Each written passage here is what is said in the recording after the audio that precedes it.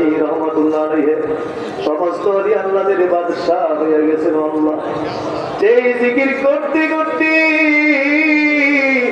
খাজায়ে খাজা গান খাজা গরিব নওয়াজ মঈনুদ্দিন চিশতি সানজিরি আজমিরি ভারতবর্ষের সমস্ত ওলি আল্লাহদের বাদশা হয়ে গেছেন আল্লাহ।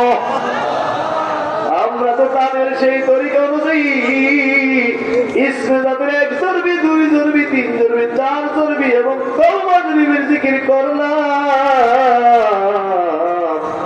আমার গুনাহ মাফ হইছে আল্লাহ। বলেন আল্লাহ। আমার গুনাহ মাফ হইছে, আমার সিনা সাফ হইছে, আমার তুমি আল্লাহ বানাইছো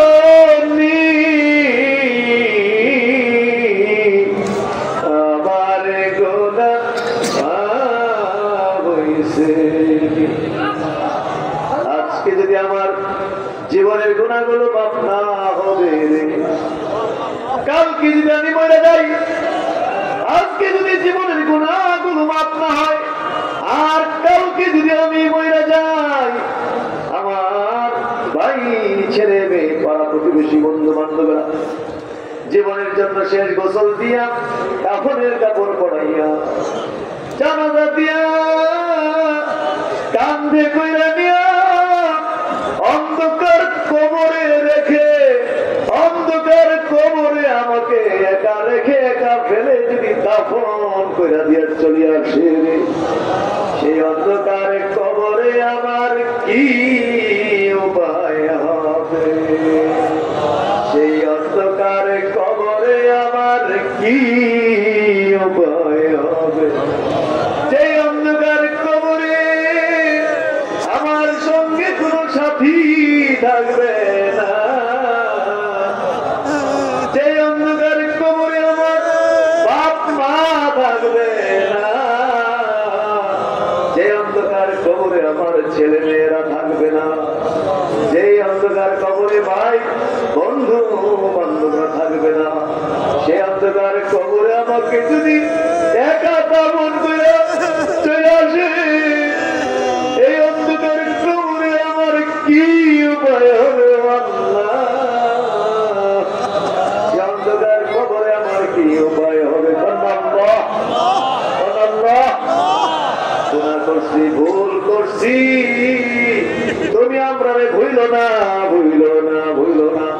ওয়াদা দিলাম বাকি জীবনে আর গুনাহ করব না, হাসরের দিনে গুনাহগার কইরা ডাক দিও না আল্লাহ।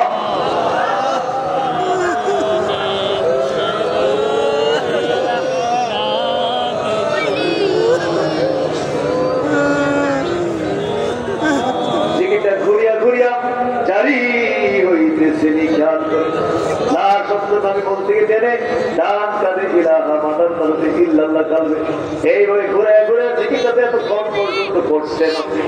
এখন দেখেন নাই ওই ঘুরিয়া ঘুরিয়া জিকিরটা জারি আছে, চলতেছে আল্লাহ।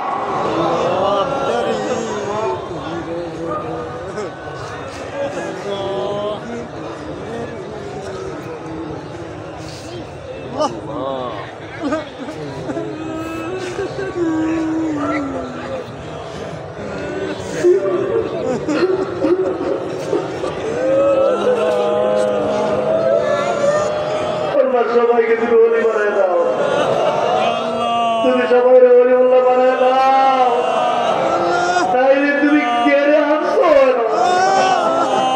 তাইলে তুমি কেড়ে চললো সারা দেশ থেকে তোমার বাচ্চাদেরকে কেন আনছো এখানে আল্লাহ? তুমি সকলকে ওলি বানায় দাও আল্লাহ, কোন হারে ওলি বানায় দাও আল্লাহ।